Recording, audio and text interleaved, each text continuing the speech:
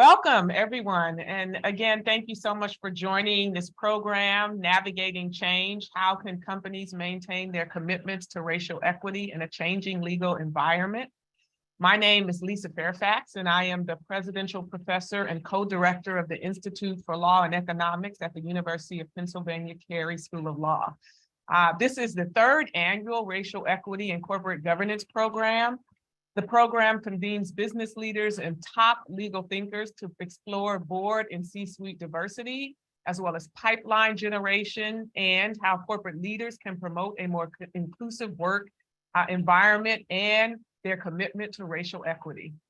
This program is co-sponsored by the Institute for Law and Economics at the University of Pennsylvania, the Ira M. Millstein Center for Global Markets and Corporate Ownership at Columbia Law School, the Arthur and Toni Rembe Rock Center for Corporate Governance at Stanford University, the Center for Racial Justice at Stanford Law School, and we're delighted to introduce our newest co-sponsor this year, Howard University School of Law. Today, we build on the excellent set of sessions we've had around racial equity and corporate governance. We're going to be exploring the implications of recent developments that challenge forward progress around racial equity in the corporate setting, including, of course, pending appellate cases, as well as pushback in the corporate governance arena facing corporate boards and management. At the end of today's session, we'll reserve some time for audience Q&A. So if you have a burning question, please don't hesitate to put it into the Zoom Q&A function, and we will try our best to get to them. I am joined in our discussion today by three outstanding panelists. Professor Olatunde Johnson, who is the Ruth Bader Ginsburg Class of '59 Professor of Law at Columbia Law School, and whose pioneering scholarship has helped shape the national conversation around civil rights, racial equity, employment discrimination, and anti-discrimination issues. Melanie Parker, who is the Vice President and Chief Diversity Officer at Google, and who's responsible for advancing Google's diversity, equity, and inclusion, otherwise known as DEI efforts, enterprise-wide. And finally, Eileen Schloss, who brings a wealth of human capital management and board experience to this discussion. She's currently a board member at Alteryx, CCC Intelligent Solutions, and Sprinkler. She is also the Human Capital Operations Advisor for Advent International Private Equity.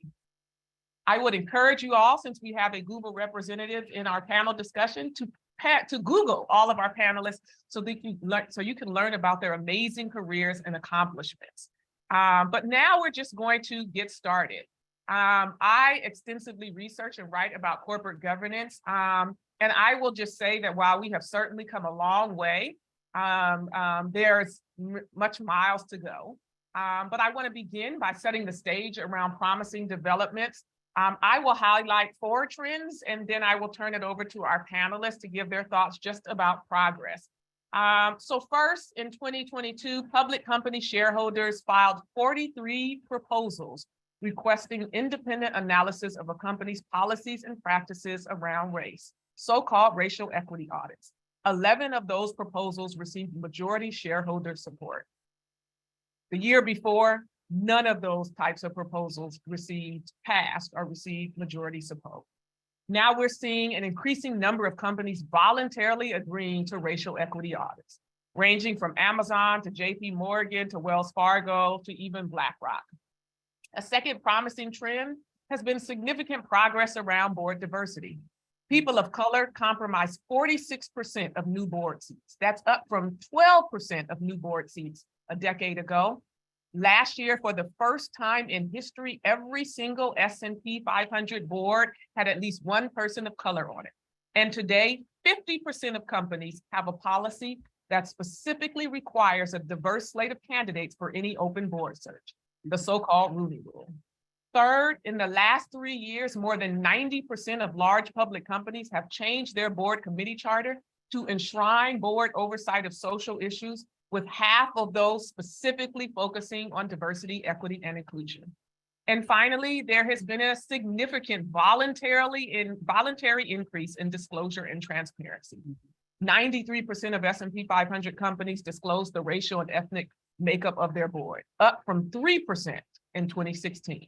96% of large companies disclose DE&I and racial equity issues in their mandated SEC filings, up from 14% a decade ago.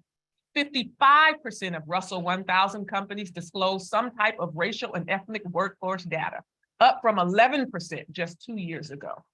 43% of large companies disclose their analysis of gaps in pay based on race, up from 22% just 1 year ago.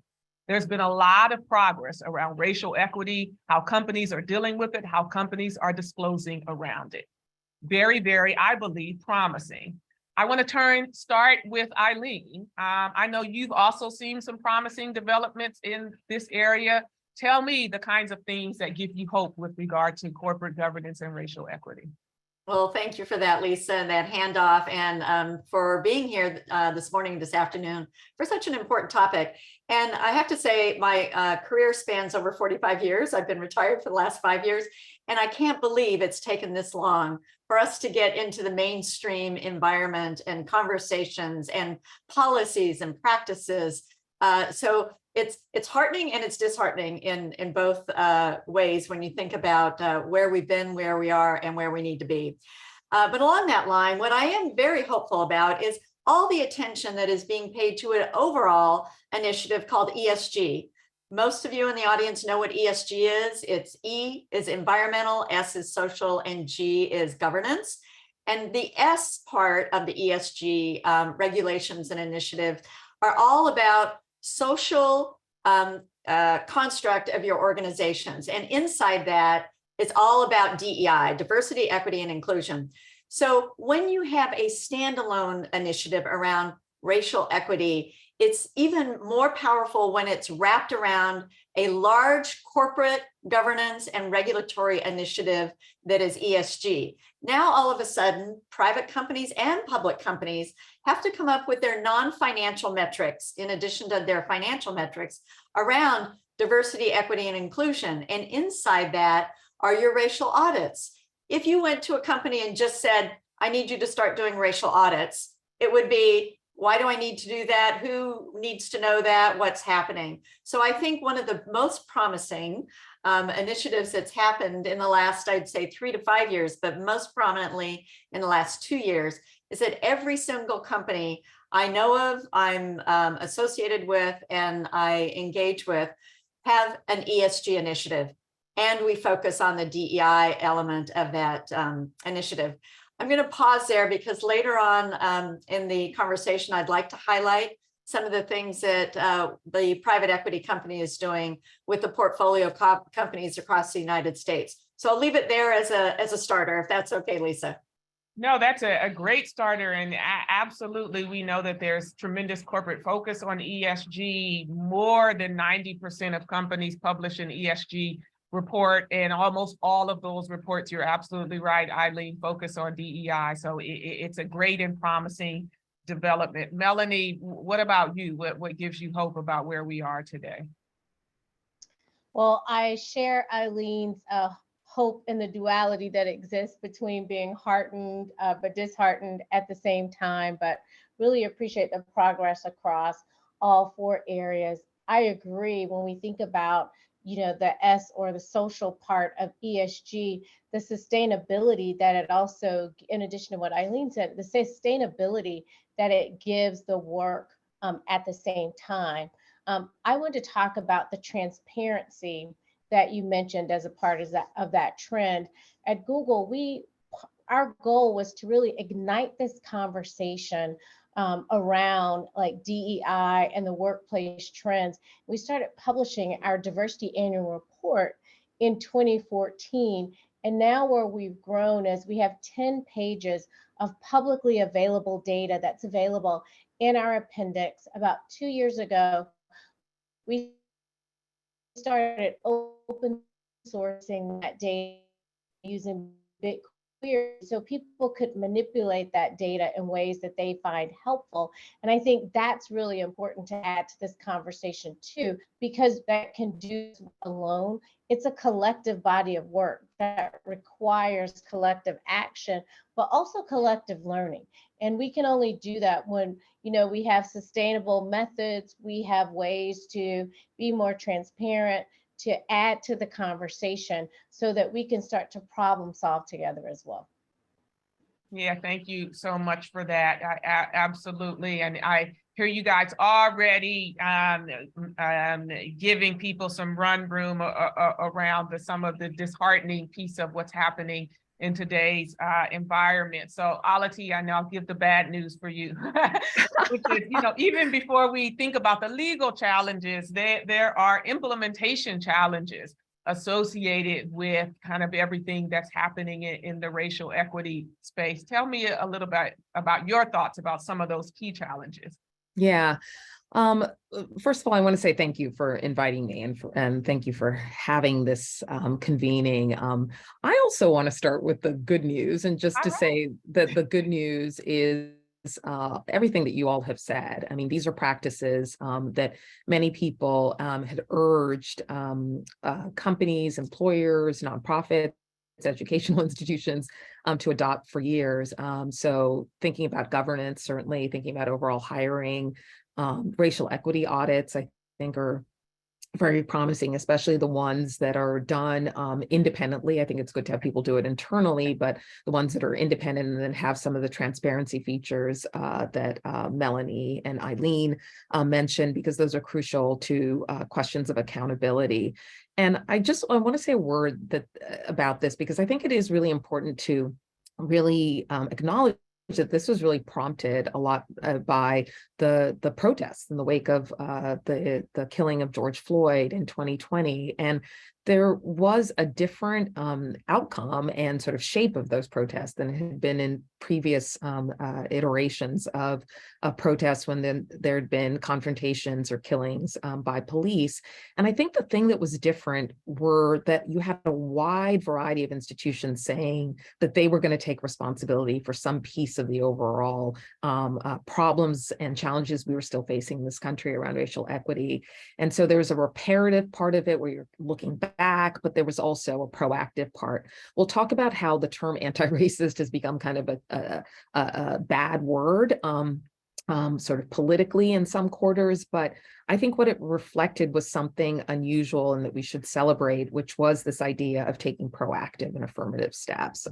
So I'd say just, very briefly, when we dig into this, I mean, some of the challenges are always that not every company is doing this in as thick a way as has been described already by this panel. So you sometimes have pronouncements around DEI objectives or anti-racism objectives, and it's not always clear what the accountability mechanism is.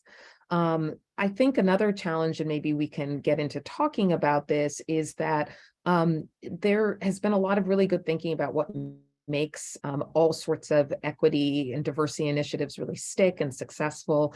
There's a recent book by Frank Dobbins and Alexander Kalev about diversity and what are the best practices. And I think that not all of those have been internalized. So, the need to have employees engaged and have their voice and governance in shaping these directives, the need to connect them to the way you operate as an institution and what your institutional goals are is a key good, DEI framing and accountability mechanism.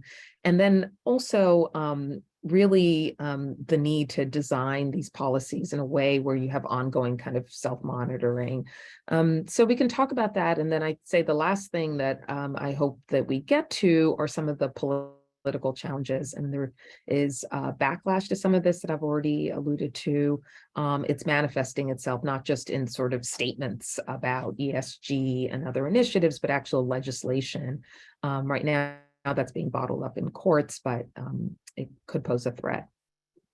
Yes, we absolutely will get to those political challenges, and I, on the one hand, to echo what Eileen said, what's happening now is this push in terms of sustainability and people understanding that sustainability is linked to their racial equity and DEI policies and practices, and that's very promising. I think, Alati, to echo what you just said, this the fact that there's been institutional support, there's been a lot of institutional shareholder support, corporate support, et cetera.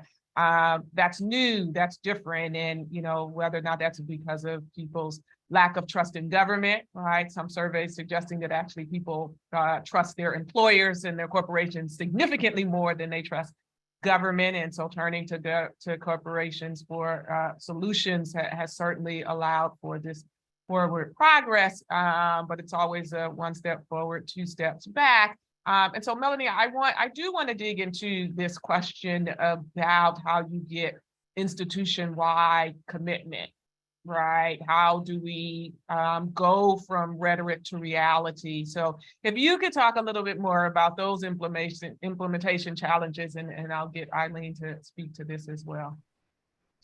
Well, we touched on this a little bit in the dialogue already, but when we think about like the concept of belonging and what does it mean for people to belong, we know through research there are elements of belonging. People have to feel seen, heard, connected, rewarded, and recognized. But we also know that the difference between belonging and inclusion is that in belonging, we actually create together. So as an example, I'll talk about how we developed our racial equity commitments at Google. And so following, the murder of George Floyd, which really has been like a clarion call to deepen the work and for some to actually start the work. What we did to deepen the work was we went on a 100-day sprint as a company to, what would it mean to deepen our commitment? We involved our Black community. So we have a Black leadership advisory group with our Black executives. We have a Black Googler network, and we engaged our Black community, and we partnered Black community like with key folks across our product community as well as our workforce community. And we looked at what does it mean to develop sustainable equity, both internally and externally. And the outcome of that were 8 racial equity commitments, both internally and externally. And the advisory and consultative support that our Black community and specifically our Black executives provided didn't put the burden of solving, it put the insight, the expertise, and the counsel, with the subject matter expert that's responsible for carrying out the work. When we think about products for good, as a part of this work, we sent out an invitation for people to submit ideas on how we use like our tech for social good. And so think about like attributes on maps as an example of that. But so there were thousands of inputs that came in. Well, then we convened another body of our program management community to review and to vet. So we actually engaged like our global workforce to take a look at what needed to happen, how do we drive it, and we report out on our progress on a quarterly basis. And so we continue to like update to talk about like what we learn. There's this, duality, another duality, but the duality that exists here is there's one side of the coin that says this is what we set forth to do. When you stand in the work, there's more work to do. And so you may not be able to, close gaps to the degree that you want because of the things that you find standing in the work. So we've continued to report this out on a quarterly basis, both internally and externally, as a measure of accountability and a way to track the progress that we have. And so, for us, this has been a very effective way to put the whole company into the conversation, to track that progress and to create that dialogue at the same time. Yeah, that is amazing. And I would just highlight 2 things that you talked about, which was this intentional inclusive effort that is when you're trying to go about the work and kind of making real on your commitments, it has to be inclusive. You have to reach out to your entire workforce and especially appreciate that. The second thing I just want to highlight, because I think it's really important, is to give these companies grace for their hiccups and even mistakes, right? Much more likely that you're going to make mistakes, then you're going to be perfect in this endeavor, and making sure that we allow companies to engage in that journey, right? Hold them accountable for engaging, but to engage in that journey. I really, really appreciated that. Lean, I want you to speak to this, but I also will say that I read a recent report that said 75% of surveyed CFOs disagreed with their company's commitment to ESG and DEI policies. And I wonder about that as we think about the intentionality that Melanie was talking about in your work in human capital management, and kind of how do you bring the entire enterprise along? Well, I'll take that one up because I've got a great example. As I mentioned, I'm a human capital consultant for a private equity firm, Advent International, who their firm is only 500 employees, but based on the number of companies that they own throughout the US, they represent over 500,000 employees. And one of the things we did right after the George Floyd murder was we pulled together an executive committee. The managing partners, they invited me to be on the committee and one of my other colleagues who's also a human capital consultant. And we put together a plan for the North American portfolio companies. And what we wanted to do is first an assessment, a baseline assessment. What does your organization look like today? We brought in an organization called Paradigm. And what we liked about Paradigm is this wasn't a survey. This wasn't an employee sentiment survey, which are absolutely important. But this was a survey and assessment around your workforce practices. Do you have policies, practices, and activities, communication around DEI, with particular emphasis on the diversity aspect? We went out, now it's been 3 terms that we've run this survey. From the very beginning, we did it, like I said, right after the George Floyd incident. We pulled the HR leaders together of all these companies and said, we want you to participate in the survey. And it wasn't a request, it was a requirement. That was our baseline. We are now in not year 3, but this is the 3rd term that we have completed the survey. And every one of the companies that has done it year over year over year has seen significant improvements. What we did in the very beginning, we said, we're not going to give you goals, but we are looking for incremental improvement every year. But we have 2 requirements. Once you complete the survey and receive your results, you need to report them to your executive team. You and the executive team need to come up with your plan for the year, 3 to 5 significant movements that you are going to implement in this coming year. And you need to report those to the board. Now, remember, the board members of these companies are Advent leaders who have invested in these companies.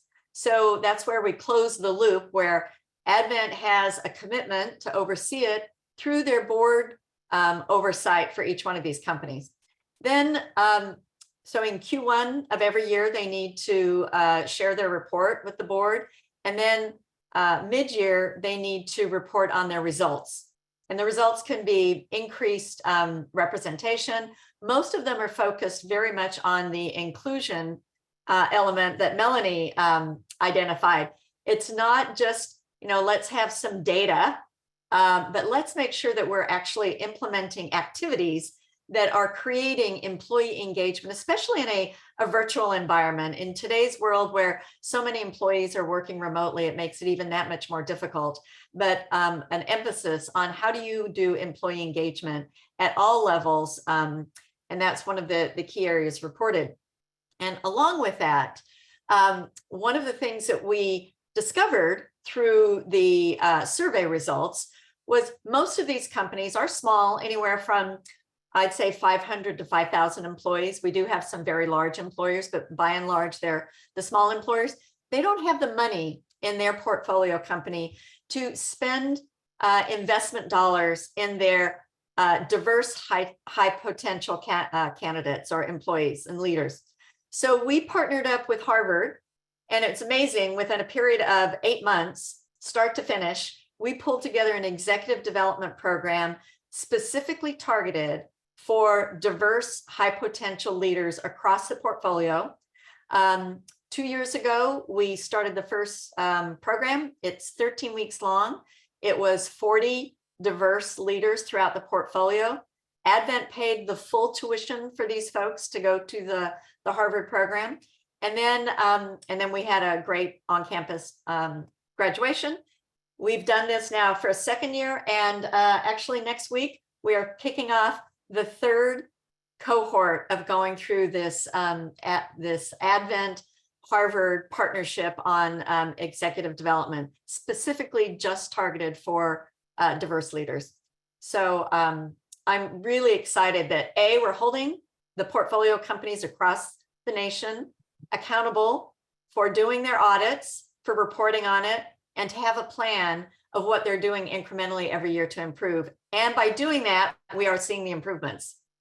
Yeah, I love that. And you mentioned that you wanted to make this point. So just to emphasize for those that this issue, right, what we're seeing around racial equity isn't just a public company phenomenon, right? Private companies, smaller companies, private equity, and some of those areas really need the work because, right, lots of attention gets focused on these public companies and they're making strides, but sometimes you go to these tech companies and these smaller companies and you see troubling gaps. So appreciate you telling people that it can be done in these other spaces. Also appreciate you kind of saying, and one way to navigate is that you don't have to depend on your own resources, that there may be educational resources or other things out there that will allow you to kind of build pipelines outside of what you can do. And I will also just underscore this before I get Alati to jump in, because I think this workforce culture thing is so important, but I do think another way to navigate is through the G. Lots of people focus on the E and the S, and they think, what's this G thing? Why is that there? And the G, and I know it's because I'm a corporate governance expert, but the G is really about governance and about policies and practices, not just linked to shareholders, but policies and practices that will enshrine the commitments that you've made. So Eileen was talking about that, and those have to come from the company internally. You tell us, right? We're not going to tell you, tell us what kind of policies and practices you're going to put it in place to drive to the outcomes you're hoping to achieve. So really, really appreciate those anecdotes. Alati, I know you talked off of this conversation. What else do you want to add? Yeah, first of all, it's interesting to hear about all of these initiatives. I have two thoughts as a general sense. I mean, one is just the importance of having change in terms of leadership itself, just who is there. We sometimes think that identity doesn't matter at all, but there's a lot of research in the space around gender and around race, and that says that it's actually important to have people of color and women on the board and to have them in leadership positions. Like, for example, in the sexual harassment literature, there's a lot of research showing that incidents of sexual harassment decrease when you have women in leadership positions. And so I think these efforts that are being undertaken are really important. The other thing I'd say with respect to the leadership is the question of the terms in which we are discussing diversity and inclusion as an imperative. And I think there is an idea out there that some people out of a kind of moral sense think it's a good idea. Other times we hear about efficiency or bottom line sort of arguments that this will make our company more productive. And I think there are ways in which either argument can strengthen support for initiatives or undermine them when people feel like there's some kind of opposition between their sort of justice arguments and their efficiency arguments. I mean, I would like for not only the people in corporations can tell me this, but I would like it to see more as a unified goal for us to think about our role in sustaining American democracies more broadly, in who participates. And so I guess along those lines, because I come from the perspective of thinking about employees, and most of my work is around employment law and anti-discrimination law, and less on corporate governance, I think one of the difficulties of making progress in this area is about how little workers have control over their environment. And this is distinct, in America, we're not commonly structured in ways that have employees have a role on corporate boards. And so some of the ways in which we solicit input, I think I see progress from past iterations of doing it and seeking surveys and getting real buy-in into shaping these programs. I think that we also have to think about how far we can go with that without more fundamental restructuring of the U.S. Kind of governance and workplace arrangements. And there's some really important work along this that compares us to Europeans, but even with ourselves. Deborah Dinner has some really good work on sort of the role of employees and how if you frame diversity and anti-discrimination, not just around management goals, but around sort of collective workplace and company goals, and you give workers more leadership in that, you can make more progress on those goals. Yeah, it's a really, really important point, right? Where we are at this point, and it is a feature or a bug of our corporate governance system that for the most part, employees are represented by proxy, right? In terms of certainly who's on the board, even now as there's this push to get human capital experience on the board, and there has been that push. Most of it comes from people who are human resource officers, and that's a great perspective, but right, by proxy, right, we're not. So that piece is important, and I appreciate you saying there may be limits to that approach. But certainly where we are now, more work needs to be done to figure out kind of where are the workers on these really, really important issues if we're expecting some forward progress there. We've been talking now about kind of internal corporate challenges to doing what companies have committed to doing. Now we're going to go external because we know that there's this external environment that we've all been alluding to. But first, I just want people to just speak more about what you see are particularly acute challenges in this current environment that people should be mindful of. I'll go back to Alati because I know. Yeah, I am happy to start. So I know I've been getting a lot of questions about the Harvard UNC case that's before the Supreme Court. I think every institution that is not just educational institutions, but workplaces are thinking about how is this going to affect me? And I think in some sense, we don't know until the decision itself comes out. In a strict sense, I'm a lawyer in this space. I will say that the law on Title VI, which is the statute at issue, and the constitutional law shouldn't have a direct impact on private workplaces or an immediate impact, but down the line it can, because people can use some of those precedents. They do bleed into Title VII, which is the main employment statute that covers workplaces, and public companies or companies that receive public funds may also be affected by the law that's created in different ways. What I do know is that it's going to have an effect regardless of what the decision says, in the sense of it makes companies more cautious. And here I've been generally advising people not to overread the decision and sort of do the work of the challengers for you, even as you're wise towards questions about risk.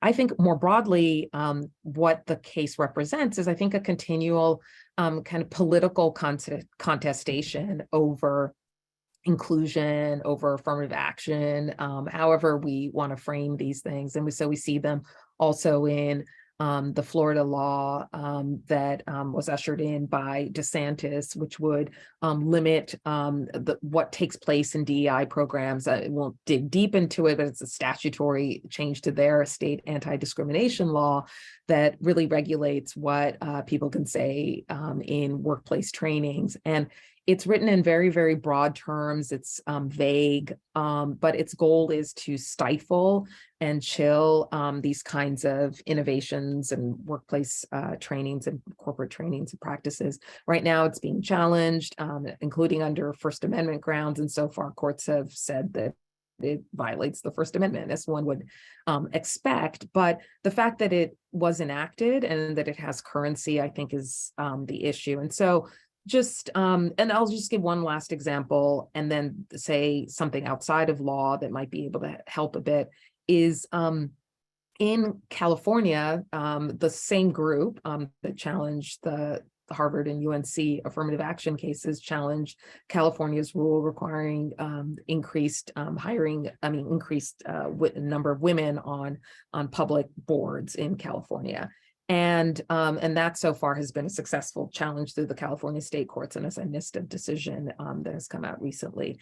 And so I think this idea that you, and this is sort of my broader comment to how we talk about this, is that we talk about our workplaces, our entire capitalist structure as a very zero-sum kind of model, that some people have to be on top and some people have to be on the bottom. And so people have a lot of stake in the status quo if they think they're benefiting from it. And I think we have to have a different discourse, rhetoric, and vision around what we're trying to do here in companies, in corporations, businesses, and as I say, always broadly in our democracy. We just have to have a different vision so that people don't think that they're winners and losers all the time, and talk about the ways in which we all benefit from it. I have a book behind me that you can't see by Heather McGee called The Sum of Us that tries to make that argument in different contexts. And so I think as much as we can all do that in justifying and supporting these programs, it becomes very important. Yeah, one of the ways to navigate it is to really double down, right, on what is the compelling case, right? Why are we doing this? What does this do for our democracy, for us collectively, right, as a nation? I think it's so important. Melanie, I want to get you in here to talk about, right, what are you thinking about these external pressures? But I just want to say, just so that everyone is on the same page, it's not just Florida. At last count, 44 states, count them, 44 states had either proposed or enacted kind of similar legislation targeting anti-bias training, right, anti-bias employment practices, right, the teaching of race and gender. That's a big number. And 18 states thus far have enacted or proposed anti-ESG legislation, right? And Eileen has talked about the parallels between those two things. That's a big number.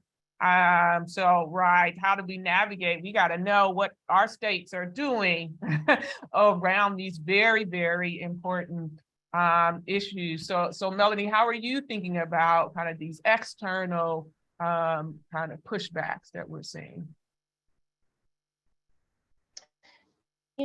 At a larger level, Lisa, my organization exists to close gaps. Exists to close gaps, parity, in the workforce, in our workplace. We're doing that by looking at how does our internal workforce compare to what's available externally. We do that and looking at are the lived experiences of the people who work, who have all different types of identities, how do they compare at the aggregate level? And so when I think about it from that frame, I think about, are we looking at the skills that are required? Like, what are the competencies and the capabilities to lead across difference? And that's very different than looking from like the moral imperative, right? If I'm thinking about how to make sure that there's sustainability in the work that we're doing to close gaps, to actually achieve the outcomes that we're talking about, I think a lot about seeing around the corner to ensuring that the skills, the competencies, the capabilities are inherent across the leaders, across the workforce, across our allyship training. And so I think about where are all the places that these are the competencies that we need to embed as we think about like this backdrop and this context of all of the things that are happening externally, including the fear that accompanies these things that are happening externally. Like, how do we inoculate to make sure that we still have the ability to lead across difference, to have lived experiences that are at parity across the company? And how do we do that in a way that's embedded in the very systems and structures of the corporation? And so that's how I'm thinking and leading and working to see around the corners.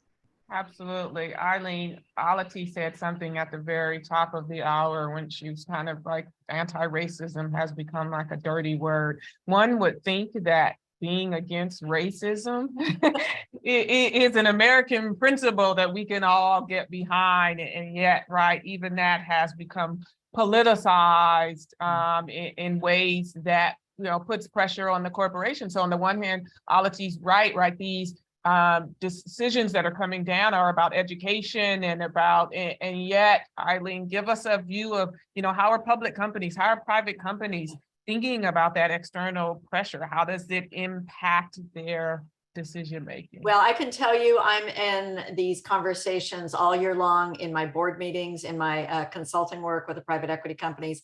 And kind of to be blunt, we kind of don't care. We're just going to do the right thing and let somebody else, if they want to come at us, we'll defend it. And let me give you a couple of examples. So I, in one of my companies, serve as the chair of the Nom-Gov committee, and that is the committee that goes out and looks for new board members. And we've had a standing principle, and these are the state of California, that we are only going to add diverse candidates to our board, and we're only going to look at diverse candidates for our board. And then you start thinking, okay, well, if you're just looking at diverse candidates, but you still have the criteria, getting back to Melanie's comment, you still have the criteria that they need to have managed, $1 billion business in a software technology company or what have you. You're not going to have very many, if any, diverse, especially people of color, candidates. So you have to really start with the premise of, what do we really need in a board member? What are we looking for? What are the key criteria? What are things that we want them to come with versus things that we can train them? And there's some great, almost all of the candidates that I've been looking at and that we've placed on our boards in the last year are first-time board members, and they are not CXOs. They are a level down, sometimes 2 level downs. And we're also getting younger people on the board, which is a good thing for us to be thinking differently about, what the younger generations are thinking about. And I just love even going through the interview process with all of these candidates. I'm probably interviewing maybe 3 board candidates a month for various companies and opportunities. Advent also has put together a committee to improve the diversity of their privately held boards. Typically, a privately held company would not look at adding an independent board member until they're ready to go public. And we've decided that they can provide a lot more insight earlier in the process. We don't have to wait till we're going public to add independent board members, especially of a diverse construct. And so every single month we have a meeting and we look at our pipeline of candidates and we think about how can we improve the quality of people of color in particular. I will say overall, the pipeline of women candidates has greatly improved. And we have seen much improvement in the amount of representation of women on boards, not so much for people of color. And so this is where, getting back to Melanie's point, you have to ask yourself as a board member, and certainly as a CEO in your search for new board members, what do you really need? What do you need in your board? And of course, for audit committees, you have to have certified financial professionals, but you've got comp committees, you've got risk committees, you've got non-gov committees, and those are all functions that can use very many different types of people to join the boards. You don't have to be a CXO or have managed in a large public environment in order to be an effective board member. And so that's one of the ways that we've been dealing with partly this outside pressure is, kind of forget about it, do the right thing. And the last person that we added to my California board after the legislation was shot down, we didn't stop looking for diverse board members. We ended up bringing in a diverse female on our board.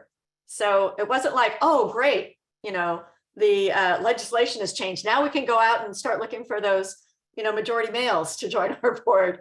It didn't make a difference in how we were recruiting because we were looking to do the right thing. Yeah. Certainly there's been this real push to have board skills matrix, and I think that push is important because it's allowing boards to kind of really think intentionally about the skills that they need on the board, I think, which is transforming how we kind of think through where the best and brightest talent is, and how we think about diversity, right? Because diversity means that we want a little bit of everything, not that everybody on the board looks the same, has the same experience, has the same, so that experience piece is now, I think, coming into play in a positive way. So I really appreciate those thoughts. I also, on the one hand, appreciate the thought of, right, how do you respond? You just got to keep soldiering on. I guess I want to ask Alati and Melanie, like, is that right? There's a lot of zero-sum game fear out there. Is it realistic to think that companies can just push through, especially when some companies have been really caught in the crosshairs, to say BlackRock or Disney, some of these companies that have really been the targets of the pushback in meaningful ways? Like, is that, on the one hand, I think, yes, we should just tell them to push on, but I'm just wondering if you guys. Well, I just have something really, a thought about it, which is just that, yeah, it's not going to be something that every company chooses to do. But a lot of these companies are very powerful. I mean, when I was an attorney, I worked on what was then the Michigan affirmative action case. And we always say that the winning brief in that case came from the military and from Fortune 500 companies who said, this is what diversity is, this is a value for me and for us, and why we need it. And so the voice is very powerful, right? Of a lot of these companies, particularly banded together. And there are all these ways. I mean, Lisa, you talked about trust and lack of trust in government. I mean, I'm someone who is primarily a scholar that thinks about government policy, but I see the impact that corporate practices and policies have, even shaping information. I mean, not just because they're the Googles of the world, but because they make decisions about their advertising, where they're putting their dollars. So I actually think these companies have a tremendous amount of power in the face of some of this pushback. And some of that power is to redefine how we think about these questions. And here, and to put forward a different kind of narrative and understanding of how we got here. What are the things that we can do to address the challenges we have from a business and government perspective, and then how can we change, and what are we envisioning going forward? So I see a lot of power. It doesn't have to be everybody. A theory of change doesn't require every single entity at moment zero, or one to get involved. But I think over time, you try to build more people who see that this is a way to function, and you can function well in adopting these policies. Yeah, I love that. One way to navigate is not to expect that you're not going to get pushback. We're not going to have consensus, right? And don't let that. I love that. And I also love this idea that corporations and institutions can be on the front lines of kind of re-envisioning the conversation, changing the conversation, reclaiming anti-racism, and not running away from it. Potentially, it is a way to navigate. Melanie, I thought I saw you. Oh, yes. I just wanted to, chime in and step back a little bit. So my brother and I, we're actually first generation college. My parents met in the Air Force, both joined right out of high school and settled in North Carolina. My mother was the first Black bank teller at the bank that she worked at, which was like North Carolina National Bank, in my hometown. And she talks about, like, the first year she worked there, for the Christmas party that year, her manager came to her and said, I want to let you know the venue that we're holding our Christmas party, like, Black people aren't allowed there. So we can, move it, but then, everybody would have to like change plans. It would, kind of be a big deal. Or if you don't come this year, certainly you can come next year. Like, what do you want us to do? And, so of course, she didn't have the power in that situation. She was isolated. She's the, only Black person, not just Black woman, in that particular role at the bank at that time. So she said, no, I will not attend, please go forward. And so when I think about like where we are right now and the role of corporations, I mean, certainly where my parents were marching in the 1960s, all of the first that my parents had, corporations weren't being called on in the very way that they are today. And so I think that there is this stewardship responsibility. And even in the role that I have, I think more myself as a chief steward officer, not just like a chief diversity officer. And so it's really about like, what is the good that we're set out to do? And how do we live up to that promise while government continues to live up to the promise that the Constitution holds for all people, not just some people? And where's the access that we provided? And Eileen gave it just an excellent, words and wisdom about like what boards are doing to assure that it's open to everybody, because a lot of, very qualified board candidates just don't have the same access and networks that would put them in the settings or make them available to these boards. It's the same thing that corporations are doing. Like we're called, it's what affirmative action calls for, that we take extra effort for groups that have historically been denied a place in the workforce to make sure that we have the right pipeline, that we're training, that we're developing, and that we're setting goals and putting a plan in place to measure ourselves. And so I have a lot of hope here, and a lot of hope that as corporations, like as we put our plans together, as we seek to close gaps, that we have not just equity, but equality in terms of how people are experiencing the workforce, how companies are delivering on the social construct of what it means to join in, that we're able to continue to deliver here. Yeah, absolutely. I love that. And especially that story. And it reminds me of oftentimes people will say to me, how can I be an ally? And my response back to them is, I don't need any more allies. I need a leader. And I will be your ally. I need you to lead, right? You are head of this thing for a reason. You've been put in charge, and this is a part of what you're supposed to be moving forward. So I think you're right. We're shifting from that conversation where someone is asking the employees to do the work to someone leading, right, as Eileen said, and doing the work themselves and bringing others along. I want to get to some audience questions, but before I do, I want to get from the panelists, if you have, and you guys have been giving pearls of wisdom this whole time, but if you have a kind of 2 or 3 additional tips you have for navigating, maybe even preparing for what's to come, right, what would you say to the audience? Well, one thing I'd say is just to kind of flows from Melanie's story, which is that you talked personally on a personal level, and it might sound kind of trite, but I just think the power of telling stories that are authentic, and we all have stories to tell about how we came to the places that we are in. And I always have to remind myself about that because my head is always in an analytical space. I think people are persuaded by arguments and numbers and statistics, and you realize that they're not. And I try to incorporate that into my teaching. The other thing is mentoring. And that's just, it's so important that, one of the ways we rethink pathways is by being really vigilant about how we mentor who we're mentoring.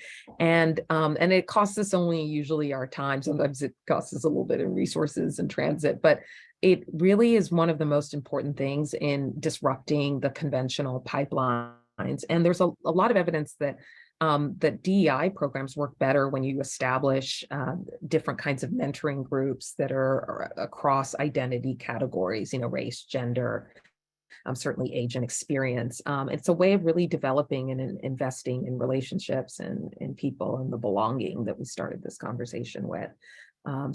So I think it's important in all our teaching capacities, and certainly as we're developing board members and employees. Thank Melanie, you. I didn't want to jump over you. It sounded like you wanted to. Okay. So I have 2 things I would like to share with the audience. First of all, it sounds trite, but data collection. we can't do anything to change the needle until we know what our workforce looks like. And whether you're a 50-person workforce or 5,000 or 10,000, getting employees to identify is really important.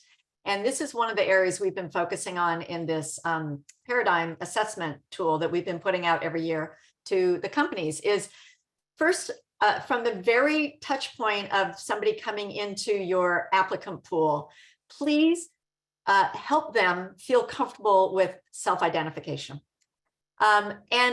and what you are doing with that information, and making sure that people, once they're in the door and you're running employee surveys or you're collecting data on promotions or pay practices, that in your workforce systems that you are collecting information on, that you make sure that you've got good data. Because one of our biggest challenges right now, and Melanie, I don't know how you do it in a company at Google, but one of our biggest challenges is first identifying what some of the root issues are in our population, where we're having challenges with either pay equity, promotion equity, turnover, hiring practices, if we don't know that somebody has identified. So if I can leave any message with the audiences, please figure out great ways to encourage self-identification. And there are many good resources to be able to do that, to share with employees and applicants why we need this data and how we're going to use it. And it's absolutely not going to be used against you. If anything, it's to your benefit to do that. And then I'd like to share one quick story. One of the portfolio companies, as we were going through year over year about some of the best practices and what did you do? And everybody was talking about having listening circles, and those are fantastic. The one company that I thought did the most compelling listening circle asked some of their diverse employees if they would be willing to write their own life experience that was a challenging one, and not for them to read it, but to have one of the executives in the listening circle to read it. And one of the mid-level Black leaders in the company was willing to do that. And he said, I want to share the story of what happened to me at my junior prom. And I was a young Black man going to get a tuxedo, going to get ready to, take my date to the prom, going to use a parent's car to, take my date to the prom. And I won't tell you the whole story. It was just heartbreaking, what this young man went through in his early life and how he rose above it and is now one of the mid-level managers in the company. The most compelling part of this listening circle was a white male was the one that had to read the story as though it was him in the scenario, not that he was reading John's story. He had to read it as though he lived the experience. He was in tears going through that storytelling. And it fundamentally shifted an entire new type of conversation in that organization. And I just think, it's those small steps that are so impactful. And when you're willing to have an ally, a mentor, or somebody willing to kind of get very uncomfortable, be courageous, get out of the box and do something that shows their own vulnerability, I think those are the things that have a huge ripple effect in an organization. So I'll pause there. Thank you. That was powerful. Melanie. Well, I'll start with Eileen, where you started, which is data powers progress.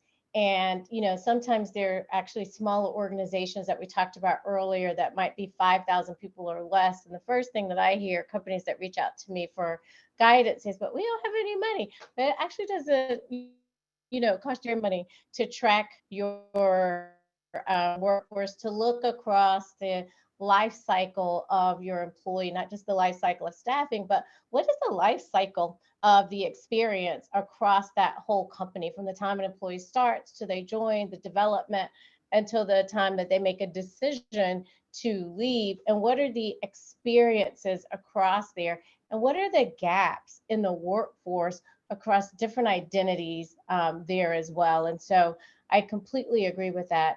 And then, having empathy, the ability to put yourself in another person's shoes is my other guidance, is that if we think that way and we're willing to push ourselves to a positive level of discomfort and stand in that other person's shoes and reflect the world back from that way, that allows us to look at experiences that are different than ours. And I actually think, Eileen, that you talked about this in the story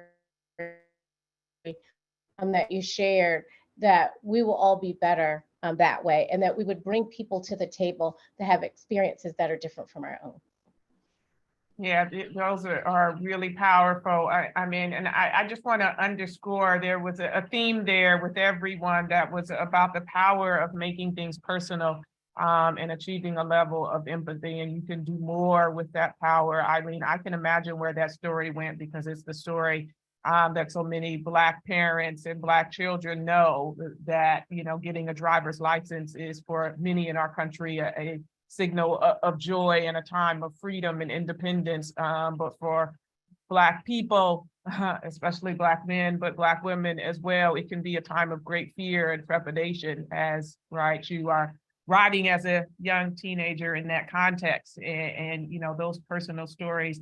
I also just want to underscore the data collection piece, right? Actually, the SEC is considering a human capital management rule. There's been lots of stuff around disclosure and transparency, and what companies are figuring out as they have these increased disclosure obligations is that they actually can't collect the data because they haven't built the trust that they need to collect the data. And they have this large category called "I don't want to answer" because I don't trust you, that will impede the work. And this, the third thing I'll just say, is just staying the course, which I think is so very important. Let me get to one question, because we've been talking about boards, well, more than one, but we've been talking about boards. And, you know, sometimes when we talk about diverse board members, there's an overboarding issue.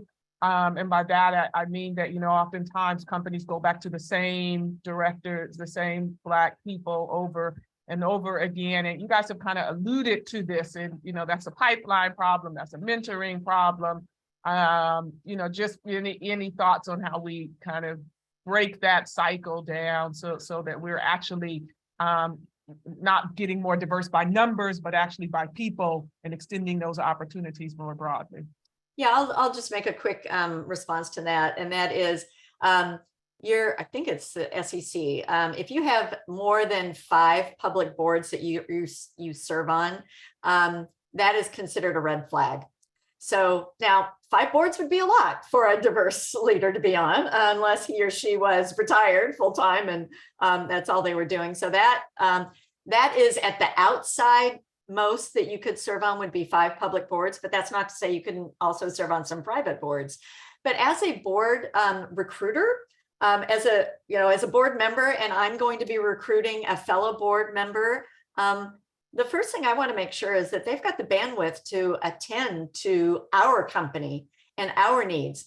Every company, you know, you serve on a board, there are 4 board meetings a year. There's a lot more that happens behind those 4 board meetings. There's committee meetings, there's ongoing calls, there's things that happen every month. If you're on 4 or more boards, I don't know how you can really be attentive to your particular board, staying on top of their industry, their customers, their issues, getting in touch with the leaders in the organization. One of the other questions, or one of the other comments I wanted to make about engaging board members with the broader employee population, whether or not, you know, they should serve on a board or they should be exposed. One of my companies does a great job of, when we come in for the board meetings, we have a dinner the night before, and the CEO asked his direct reports to identify at least 40 or 50 people in the organization, not leaders, but 40 or 50 people, most of them are individual contributors, to join the board meeting dinner. And through that, every single time I'm at one of those board dinners, I get so much more insight to the employees and what's going on inside the company, rather than sitting through 2 days of PowerPoints on what's happening in the business. So I think that's also, anybody that's out there that sits on a board or is a leader in an organization, encourage your companies to extend the invite to the broader population, not just the next level down, you know, leaders that report to the CXO, but some of the more individual contributors in the organization. And I think that's been a great practice of this one company. So all Another positive. theme of right, making that personal connection, right? Because that is the thing that's probably going to lead to sustainability. I want to ask a different question about headwinds, and this is about economic headwinds. That is oftentimes when the economy tightens up and things change, these types of programs are the first to go. These types of commitments are the first to be pulled back on. I wonder if either Melanie or Alati, you want to speak to, how do we navigate an impending or current recession, inflation, all of those economic headwinds, and what that could mean for corporate commitment in this area. Well, I'm going to let Melanie speak to this, but I do want to say that even that framing suggests that DEI is somehow separate from and not infused and embedded in the organization. So I think one of the things is to not think of it as a luxury item, but also it has to go through every single department, every single practice that you're doing. That's the way we know it's going to be most successful. I think it has to be embedded into the fabric of the work that we're doing. As long as DEI is viewed as like a standalone optional work, that makes it, different than what's already embedded in the work we do. One example that I think about here is diversity training. I'm not personally a fan of standalone diversity training. I think training should be embedded into every single thing that we do. And, those skills are continuously taught. But if it's standalone, it says like, is it really as important, as we say it is, especially if it's optional and not, set as an expectation that this is something that we do. So I think that's how the work continues to be inoculated. Yeah, that's absolutely right. I mean, I believe one of the powers of the ESG label is this idea that these things come together. And I think you all have talked about that this is a part of being a sustainable business. And it may even be the thing that gets you over the economic hurdle and stop seeing it as the luxury or barrier. I really, really appreciate that. Speaking of integration of issues, sometimes people think about the environmental and the social as completely separate. And you sometimes hear people say, well, the environmental is easy, climate is really, and the kind of justice issues associated with social. But does anyone want to, there's a question about how should companies be thinking about environmental justice, right? And whether or not that's a part of the racial equity conversation.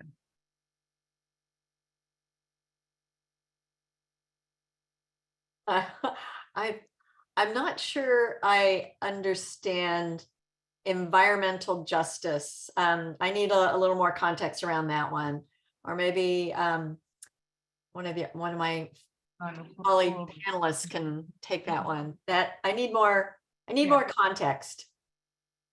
I mean, I will say generally just that around EJ, as some people call environmental justice, is partly, it's the notion that as we care about these environmental objectives, it could be decreasing pollution, toxins, improving human health, and lowering emissions, that we have to think about the ways in which how we shape those goals and outcomes intersects with race and with poverty. So you could, for example, lower your emissions overall as a company, but then concentrate all the impacts on a community of color, and that wouldn't be achieving the outcome. And so notions, even the Environmental Protection Agency has sometimes struggled to keep, the environmental justice framework kind of interwoven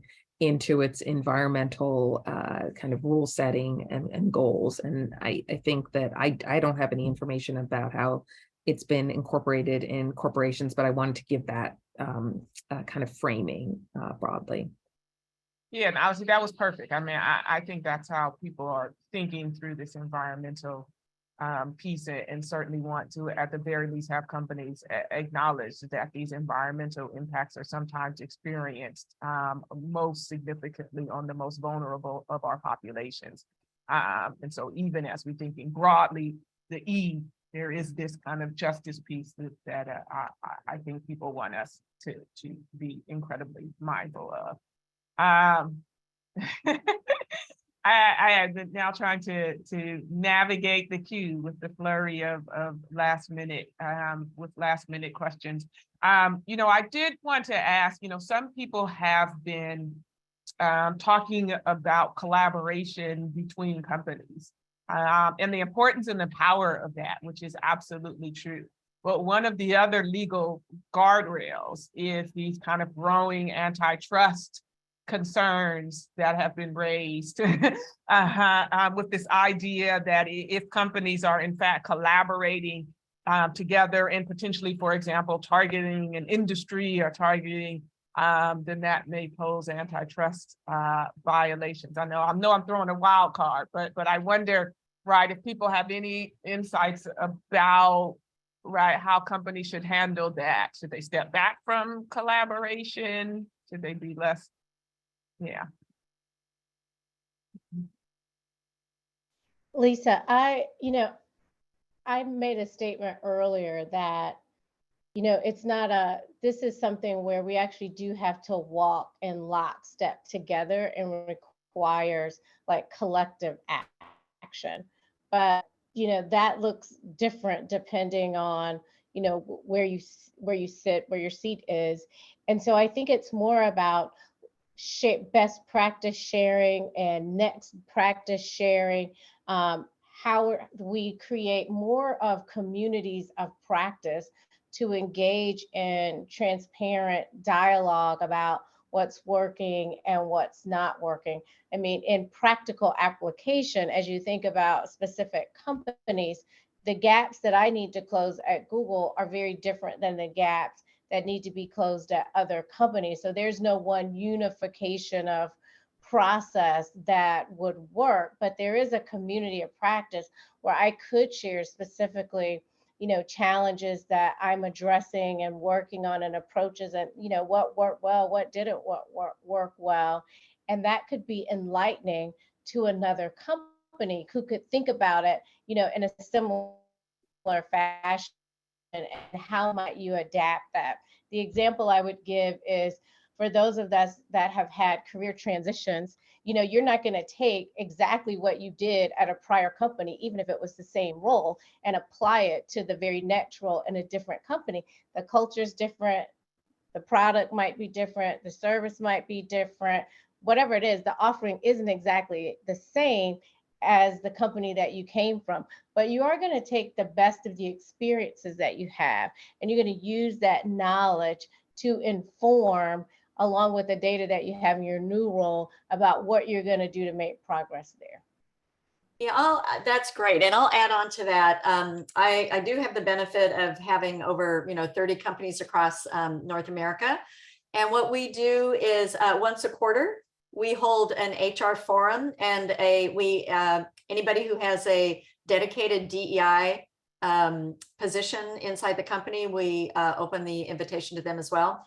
And we just had one last quarter where one of our largest portfolio companies, which has over 30,000 employees worldwide, has a very large DEI, ESG, corporate ESG initiative, staffed, funded, doing fantastic work, lots of really good examples to give. And we also put on the panel one of our smallest portfolio companies that has no staff and is doing excellent work inside their company and also in the community, and made significant progress over the last 3 launches of their DEI work. So showing the differences between, Google, lots of resources, and, this other portfolio company, lots of resources. That's great. Continue to do that. You make large impacts on very large bodies of people, both inside and outside. But then all these small companies, and in fact, if you look at, the state of the nation, the majority of the companies are small businesses, right? And so if you can get those small businesses to also adopt you know, there's so many things they can do that are that don't cost any money and are making an impact on their employees that are 500, 1,000, 5,000 employees. You know, and it's the ripple effect. The more we can do that across the nation, the better it is. Yes. Well, that is the bell round. I can't believe it's over that quickly. I have so many things I would love to say to wrap up, but let me just wrap up this way. I think the title of our program was about how best to navigate these challenges. And one thing I heard loud and clear is to stay the course. Actually, when you look at shareholder proposals that both promote and detract from DEI, you see there is tremendous support for those proposals that promote and very little, if any, support for those that, so don't go for the head fake, which is that actually most people in America are for these things because they make sense. And the more you embed them in your company and think about them, to Eileen's point and Melanie's point and Alati's about what is important for your own business, right? We can have a shared set of resources and practices, but we can also talk about what's important to us, and we embed that in our company and move our culture forward and do it in a way that is personal and empathetic. That is how we stay the course. And finally, I'm a sports fan, so we got to get on offense. One of the things we have to do is to start building the strategy now about how we are going to stay the course. This conversation is about helping you think, but you should go back to your company, your institution, and get them to be thinking in this same way intentionally about how we're going to stay the course, how we're going to navigate the waters. Thank you so much to my outstanding group of panelists. I just have to say it, all women. Fire, that's how we do it. Thank you. I hope everyone enjoyed this session as much as I did. And thank you so much for staying the course, as I know you will. Thank you. Thanks Thank for you the so much. invitation. Take care. Take care, everyone.